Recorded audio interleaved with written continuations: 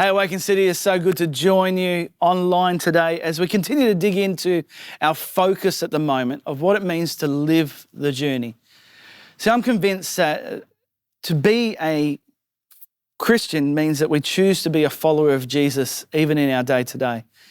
And one of the things I love about the faith journey is that Jesus is comfortable journeying with us through our mess. He's in his perfection. He makes us perfect along the way. He's not looking for us to qualify to begin with, but he's looking for our willingness to follow him. And so as we choose to live the journey, there's some key thoughts that come to me out of different accounts of different people in the scriptures, that some lived the journey well and we can learn from what they did and apply that to our lives. Others didn't do the journey well, and they become for us an example of what not to do. And there's this series of books in the Bible, 1 and 2 Kings and 1 and 2 Chronicles, which unpack the different rulers of the northern kingdom Israel and the southern kingdom Judah during a span of time leading up to ultimately exile for both those nations. And in that list of kings, you've got people who did well and people who did poorly. People who weren't willing to follow through on their commitments, while others were willing to tear everything down and build again. And in 2 Chronicles chapter 34, we're introduced to one of the kings of Judah, the 16th king of Judah, a young man at the time, only 8 years old as we're introduced to him, named Josiah. And Josiah had come from a direct line where his grandfather was considered one of the worst kings to ever lead the nation of Judah, where his own father, who wasn't even able to follow things out because his life was robbed of him as well. And we pick up the account of Josiah in 2 Chronicles chapter 34, verse 1 to 4. The 16th king of Judah, who had the opportunity to pass on the false legacy that was given to him, was instead somebody who was able to revolutionize the entire nation of Judah and lead them out of the darkness that they'd fallen into. See, the other kings before Josiah had so corrupted their nation that they had not only tolerated but propagated the worship of false gods, the worship of idols, of the gods of the nations around them. And instead of Judah being the influence that they were called to be a light in a dark place, to change and influence the world around them, instead Judah had allowed themselves to become broken, squashed in, hemmed in by the influence of the nations around them. And so in that, Josiah comes on the scene and he bucks the trend. It says in 2 Chronicles chapter 34, verse 1 to 4, Josiah was 8 years old when he became king, and he reigned 31 years in Jerusalem. He did what was right in the Lord's sight and walked in the ways of his ancestor David. He did not turn aside to the right or to the left. So it's interesting that Josiah there is linked in with possibly the greatest king in Israel's history, David, a man who Scripture says has a heart after God. And Josiah cuts between all the other examples set before him and chooses to lock in on an example years and years before his own reign. And he begins to adopt the heart of David for himself. And in that heart, he chooses not to swerve in the faith and the journey that God is leading him into. So in the life of Josiah, we see the breakdown of the difference that in the journey of faith, what conviction, clarity, and courage does in the lives of one person that influences the lives of many. See, Josiah had the conviction to tear down. It says this in 2 Chronicles 34:3. In the 8th year of his reign, this is when Josiah would have been around 16 years old. While he was still a youth, Josiah began to seek the God of his ancestor David. And in the 12th year, he began to cleanse Judah and Jerusalem of the high places, the Asherah poles, the carved images, and the cast images. See, In their brokenness, the false kings that had led Judah had led the people away from worshiping God as their focus point, as the key influence in their lives, and it encouraged the people to embrace practices that took them away from the love of God. And every high place had set up these things called the Asherah poles, where, to be honest, I can't really unpack the things that they would do up there, because that would turn this message into an R-rated message. But I would just clearly say that they did things in those high places that were shameful, that were basically blatant attempts to dismantle people of any of the grace of God. It's sort of like what happens at the Asherah poles stays at the Asherah poles. And it's interesting that every king previous to Josiah, even the ones that wanted to do well, tolerated them. They left them up there and said, oh, we won't touch those, even if we encourage people not to get involved in them. And instead what happened during the time of Josiah is he had the conviction to tear them down. See, as we choose to live the journey for ourselves, we have the choice to choose what we're convicted by, to choose what we do with our time and give our focus to, and how we live our lives. And for many of us, to live the journey well, we have to choose to have the conviction to tear the things down in our own lives that would take us away from the love of God and what he wants to do in and through us. And because of Josiah's conviction to tear down the high places, he was able to set the people up so that they could begin to see that the highest thing in their lives that they could give themselves to was the love of their God, because his great love for them. So Josiah shows us that we need to have conviction on the journey, and without conviction, we cannot tear down the things that take us away from the love of God.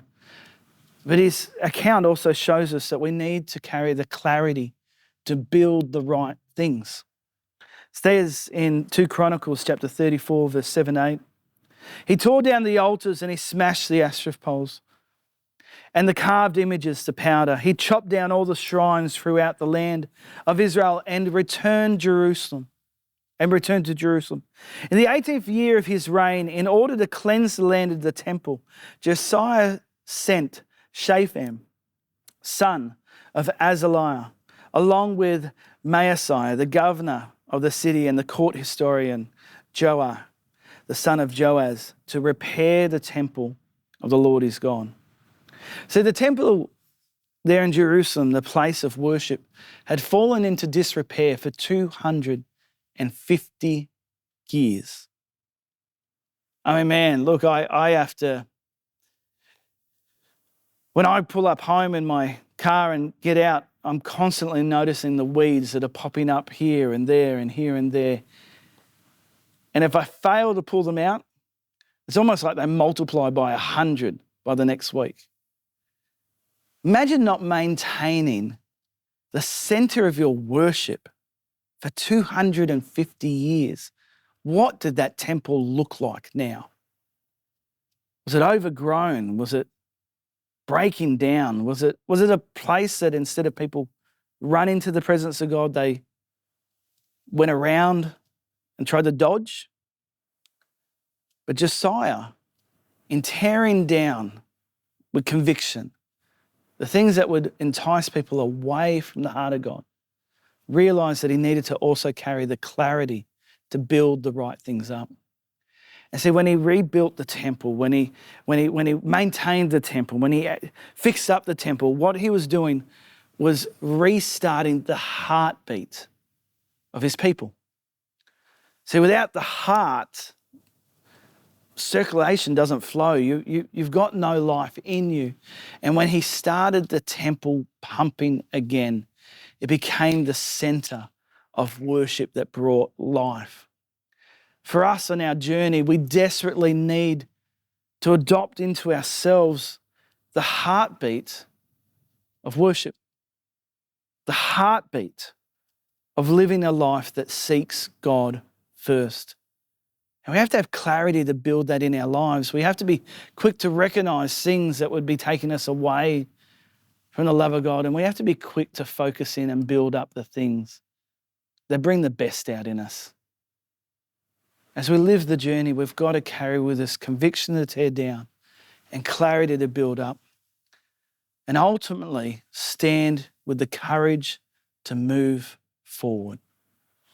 As Josiah continued to live out his ministry and his life, it says this in 2 Chronicles chapter 34, verse 18 to 19. Then the court secretary, Shaphan, told the king, the priest, Hilkiah, gave me a book. So the priest found this book as they were fixing up the temple. He's a priest and seems like he hadn't spent a lot of time in the temple until Josiah earmarked the funds and the focus to repair the heartbeat of worship. And Hilkiah's in there. Just imagine him putting things that had fallen down back into their place.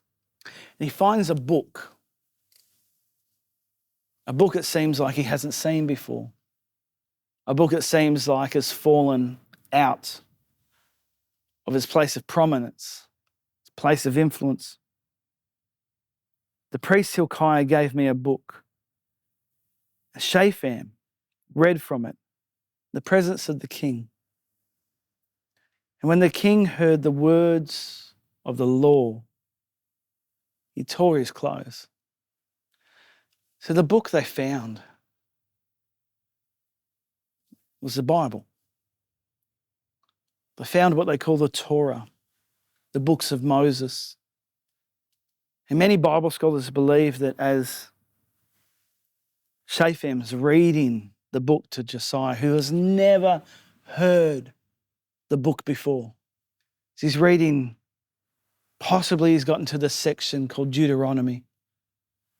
Deuteronomy means the second time. It's the book of the second chance. And in it is unpacked as clear as day what it means to live a blessed life that follows after God and what it means to live a life separate from his love and to come under that brokenness. And as Shaphan's reading this to the King Josiah, his heart breaks and he realizes, how far have we missed it? And the beautiful thing is he had the courage to respond. Tears his clothes.